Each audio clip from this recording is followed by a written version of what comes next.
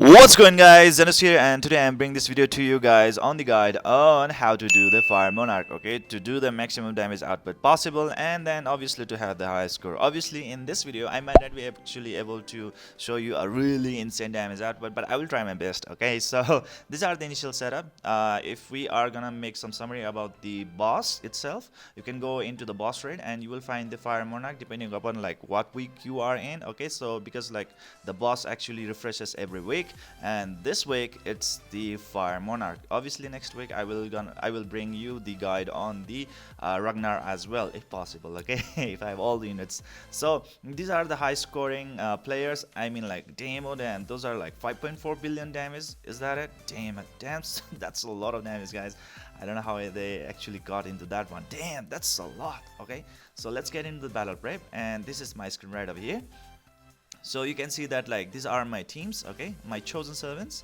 And let's start with my water Blavatsky, the main DPS unit of this like team, okay. So my water Blavatsky is a speed based DPS 7, and as you can see right over here as well, the recommended is speed based DPS 7. Yes, because like she will be able to deal bonus damage to this Fire Monarch, okay. So that is great compared to like defense based DPS 7 or let's attack based DPS 7, because like Fire Monarch receives a little bit like more bonus damage to damage from the speed based DPS 7, especially that is of like water element because he is of a fire element, right? So that's pretty good. I'm pretty happy that like I got water Blavatsky and I was able to build her up to level 70.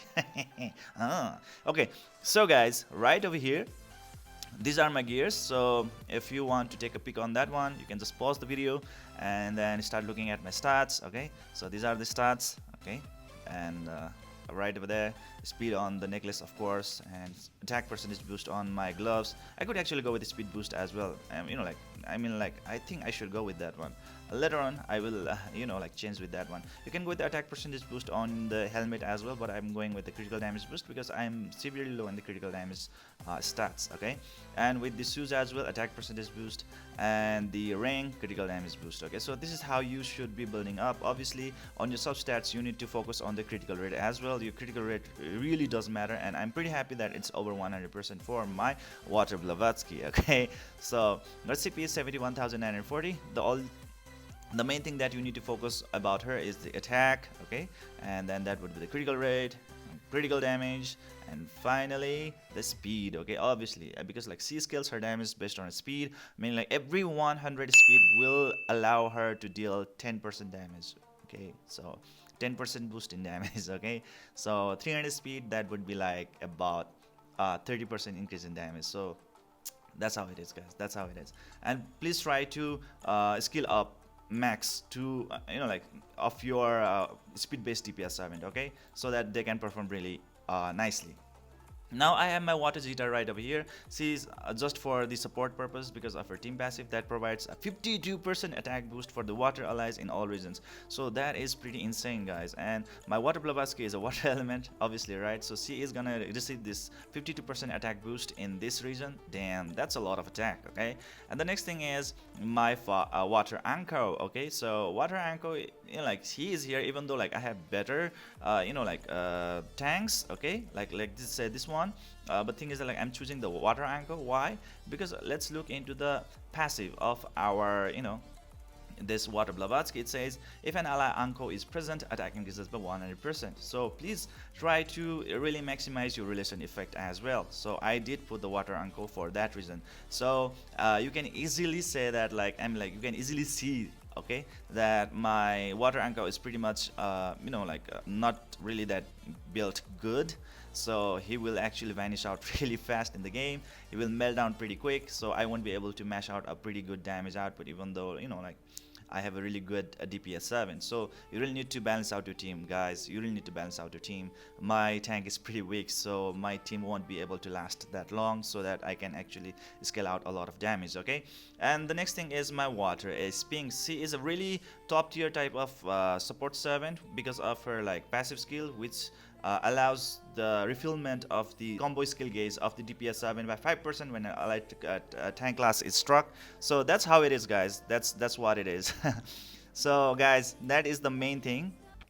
And next thing about the water ace pinks is that like she's a water element support. Okay, so by default what she's gonna have is that, you know, like she will increase the damage dealt to the red boss, fire, monarch and Lucian for all allies by 30%. So that is the thing that why I am actually choosing the water ace pinks, guys. Okay, 30% damage boost. Isn't that amazing? Okay, so those are the things that you really need to keep in your mind. The support units, especially of the opposing element, really do have a beneficial team passive against the boss raids. Okay, please do keep that in mind. All right, and please awaken them to at least level 4, okay, which I have done to my water ace pinks immediately. All right, and the next one is my fire valkyrza, okay, which is my main healer unit. Okay, I was not really that lucky to transcend her, but anyways, she's right over here. So looking at my team, you can easily say that like my team is really not gonna last. It's like a glass cannon. Okay, so let's see what sort of glass cannon it really is. Okay, let's get into the battle. So now let's start this battle, and I hope that all the buffs and debuffs land really properly. So I would really pray the RNG Lord for everything to happen really nicely. All right, so first skill of the water sphinx, because it gives like level 7 sort of like attack boost. And now let's look into this skill. Now she has like about how much damage is that? How much damage is that? Come on, calculate, guys. That's about 37 million damage, guys, or 38 million damage. Okay, in total, 38 million damage. Okay, so I'm pretty happy about that one. I'm pretty happy about that one. You need to make sure that like, you know, the skills of like unwanted servants are pretty much locked, so that like, you know, you really don't have to. I mean, like you only focus on the main DPS servant, and she will be the one to keep on dealing massive damage up to 100 million damage already. 100 million damage already. Okay, so I'm pretty happy about that one. I'm pretty happy about that. Even her first skill and second skill actually packs a lot of punch. Okay, so right out there, just look at that one. Really good thing about the speed-based DPS 7 is that their skill resets really fast. Okay, as soon as you are done with one skill, the next skill pops up, and the next skill pops up, and like, you know, like you are on a damage roll, you are on a rampage. Okay, so I mean, like I would really love to revive the water Anko, or would it be water Anko, or would it be fire water Zeta? Oh, that's water Zeta. So you could easily see that like, you know, my team really cannot sustain. Okay, my team really cannot sustain because of the weakness of my tank. My tank is not really that super good. Okay, so that is the problem right out there. My tank is out, so obviously my home team is gonna be annihilated very soon. I hope the combo really works really fine, and you can see right over there the damage is pretty much really good, still good. Still I need some like really good buffs. Okay, and let's use the ultimate skill of the water sphinx, and let's see what happens. Okay, oh man. Okay, anyways, I mean, like it's pretty much like, how to say, enough for me to claim a lot of rewards from the daily rewards, isn't it?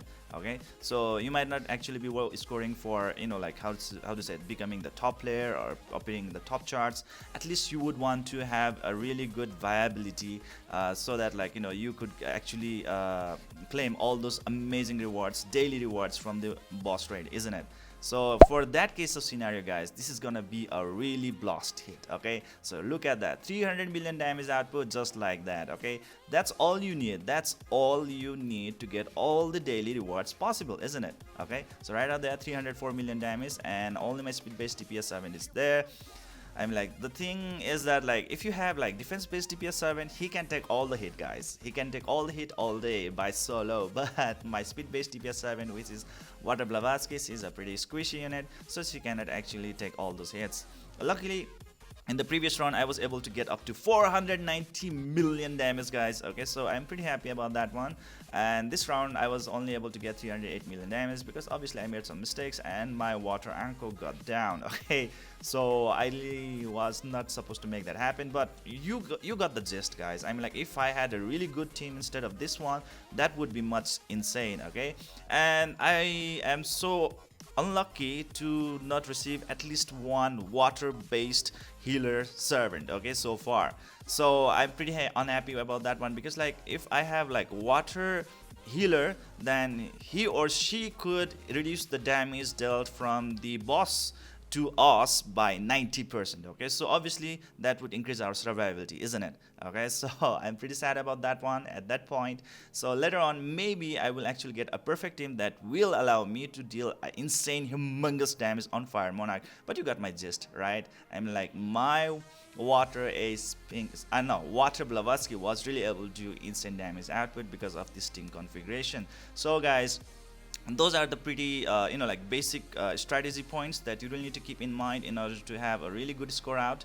And then like these are the things that will really allow you to get all those daily rewards, guys. 300 million damage, that's all you require in order to claim all these amazing rewards, guys. This is the way how I actually collect my conversion stones really fast. Yes guys, every day do it, it does really stack. And even the skill bond shards, I mean, like, I checked out my summon section yesterday, and then like I was pretty amazed on how many skill bonds I was really able to summon, guys. I mean, like, I thought like it's just too short, but every day if you do it, I mean, like in a month, that's a lot, guys. That's a lot. Like 3 skill bonds like every month.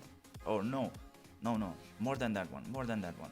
Holy crap, how much is that? How much is that? That's about six, right? 6 skill bonds, right? Please correct me if I'm wrong, okay? But those are the things that how I actually see, and you can actually get a tons of other really good materials as well. So this is it for today, guys. I hope you enjoyed this video. Please don't forget to hit that like and subscribe button to keep on enjoying the contents of my channel. See you guys in the next video.